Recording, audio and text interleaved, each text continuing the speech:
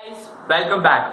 I'm sure that you all are safe in your houses and are studying really well. So in the last class, we had started with the first chapter of civics, that is power sharing, and we had covered three topics of it. First, we studied about two stories of Belgium and Sri Lanka. Next, we studied about the effect of majoritarianism in Sri Lanka, and then we saw the accommodation in Belgium. So far we have been studying power sharing this, power sharing that, and a lot many things about power sharing. But why is it really necessary, and why is it really desirable? Today we will be studying that. See, before you are starting a topic or while you are studying a topic, it's important that you understand the reason why you are studying it. So let's look at the fourth topic, why power sharing is actually desirable. See, power sharing is desirable for probably two reasons. First is the prudential reason, and second is the moral reason. Now you all must be wondering, what is the meaning of prudential? See, it is based on careful calculation of gains and losses. Let us understand this through an example. See, you are supposed to appear for an examination the next day. So a day before, you decide whether you would be studying for the examination or whether you will not be studying for the examination. So when you decide that no, I will not study for my examination, a thought comes in your mind, right? That if I don't study for my paper, I might fail in that paper. And when you think that, okay, I'll study for my examination, I have to give my best, then a thought might come in your mind again that I have to study in such a way that I will have to top my class. Therefore, you see that before taking a decision, you actually weighed the pros and cons. That is, you looked at the losses and the gains. The prudential reasons are actually those decisions which are based and looking at the advantages and the disadvantages. So what does the prudential reason actually say? It is that it reduces the possibility of conflict. Example, Belgium. See, power sharing, as we saw in the case of Belgium, actually reduced the possibility of conflict, and it allowed a lot many people to live together under one country. And if we compare that situation with Sri Lanka, we saw that the majority community was not ready to share the power with the minority community, and as a result, they had a conflict which turned into a civil war. Next is, power sharing does not undermine the unity of the country. Again, if we take the example of Belgium, we see that the country was not divided. Lot many communities live together in one country and they are living in peace and harmony. But when we compare that situation with Sri Lanka, the Tamils wanted a separate state for them, so that actually undermined the unity of the country. Therefore, power sharing is desirable because it does not undermine the unity of the country. Prudential reasons can also be understood in such a manner that they are actually proved application, that they are based on results. Okay? The last point is power sharing will lead to better outcomes. See, as we can see, it's a practical result, right? Power sharing was done in Belgium, therefore they are living in good conditions, in better conditions, and with peace and harmony. Whereas Sri Lanka had to go through a very devastating phase of civil war. Now let's look at the moral reasons. There are certain ethics that we believe in. So let's look at what moral reasons say. They say that power sharing is the very spirit of democracy. When a country says that it is a democracy, it actually needs to fulfill all the objectives of the democracy. We cannot expect ourselves to be called as a democracy and we follow dictatorship. So, power sharing is the very spirit of democracy. Why we say so? It is because democratic rule involves sharing power with the people who are affected by it. As we know, in a democracy, you guys elect the representatives and it is actually a government by the people. So, now consider this situation that you live in a minority community and a law is formed. Now this law will be applicable to all the people, irrespective of the fact that whether you belong to the majority segment or whether you belong to the minority segment. It will be applicable for you as well. The next point is, it treats power sharing as valuable. Well, power sharing has the prudential reasons, which shows that in practical day-to-day life application, it has reduced conflicts, and therefore the moral reason considers it as valuable because it upholds the spirit of democracy. So I would want all of you to go through all the points that are written there and please note it down. So now let us start with the last topic of this particular chapter, that is different forms of power sharing. Now before we move on to the content of this particular topic, let us try to understand why the different form of power sharing actually came into existence. What actually happened was, when democracy was not such a wide idea, when democracy did not come into existence, many leaders, politicians and philosophers thought that the power should remain with one single authority. That means that one ruler should have all the authorities and he or she should be able to take the decision. This is because they thought that when they divide the power between different organs or between different people, the process of decision making will take time.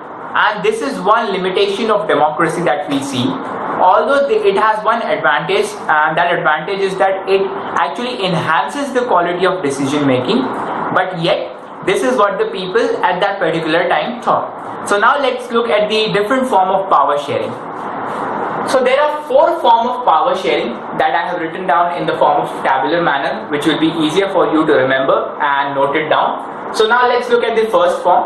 So power is actually shared between different organs of the government, namely legislature, executive and judiciary.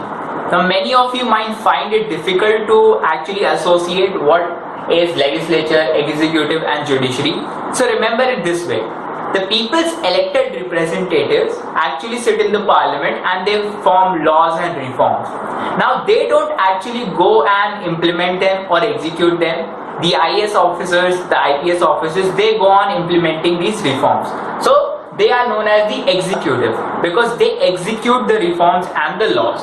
And if you have problem with any law or if any of your right is violated, where do you go? You go to courts. So this is where judiciary comes into place.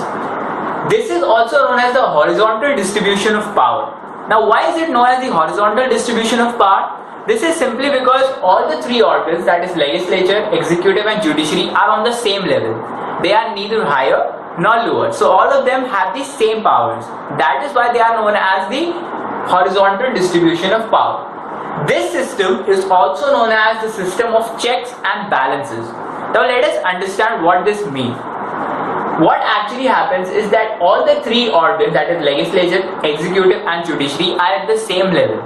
So they actually check each other. If somebody tries to misuse their power, the other 2 would object, and this way none of the organs is able to misuse their power. So this system actually helps in checks and balances. So no organ of the government is able to exercise excess power.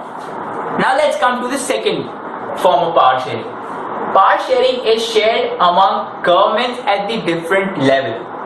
This is also known as the federal form of government. The type of government that we see in India is actually a federal form of government and is a perfect example of sharing of power at different levels. We have the central authority, which we refer to as the union government or the central government. Then in the states, we have the state governments. When it comes to big cities, we have the municipal corporation, and when we come to villages and rural areas, we have the panchayats. So these all are the different levels of government.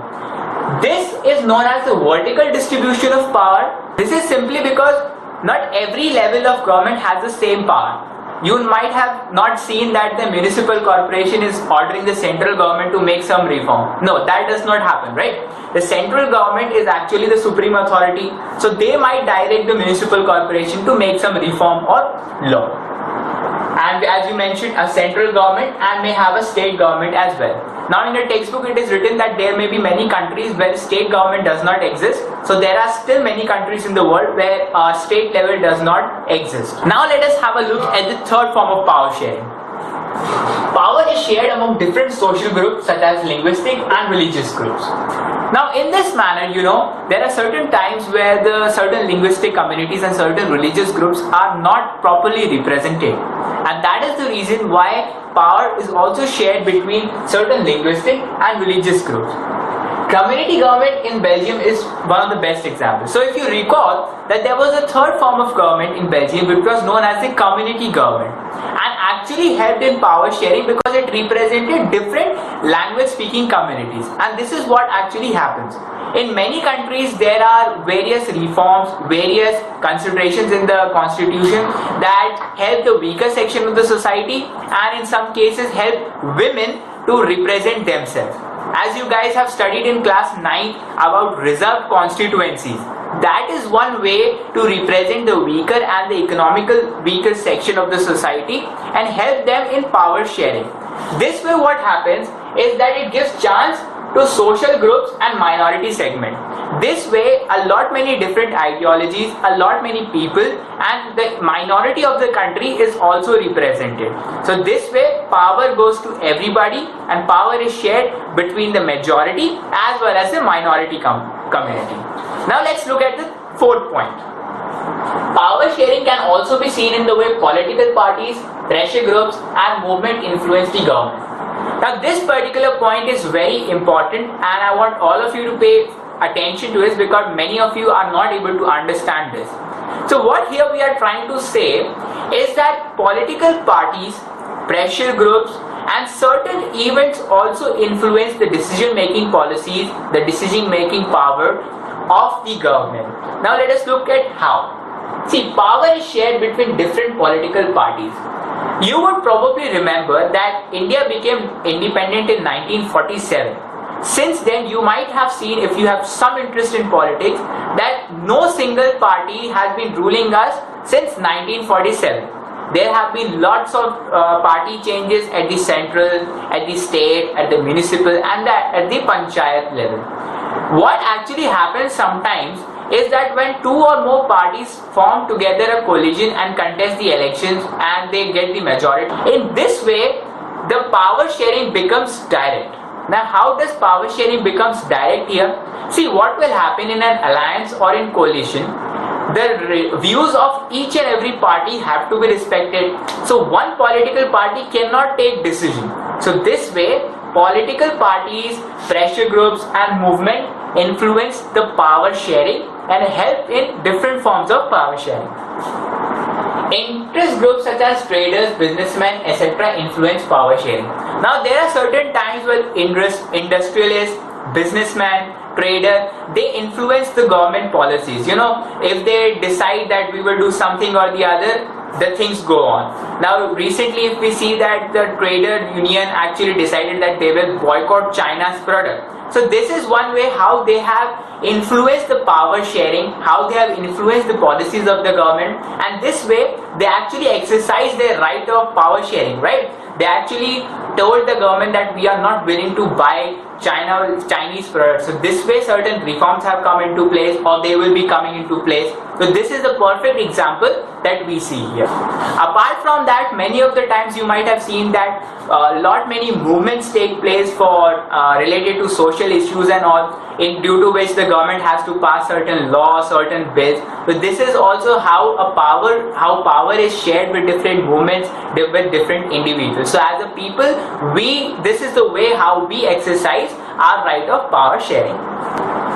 So now let us recall what we have studied. Let us look at the 4 different forms of power sharing. Power is shared among different organs of the government, namely legislature, executive and judiciary. Second, among different governments at different levels, the central government, state government, then the village, panchayat and municipal corporation. Third, we have among different social groups such as linguistic and religious group, such as the reserved constituencies, the community government in Belgium. Fourth is power sharing can also be seen in the way political parties, pressure groups and movement influence the government. Pause the video and please write it down. So with this we wind up our first chapter of civics, that is power sharing. I strongly advise every one of you to go through both the videos and also your textbook, and if you find any topic that has been left or something that has not been explained, and if you have any doubts, please feel free to ask them in the comment section. Eagerly waiting for your comments. Okay, so till then keep studying and stay safe.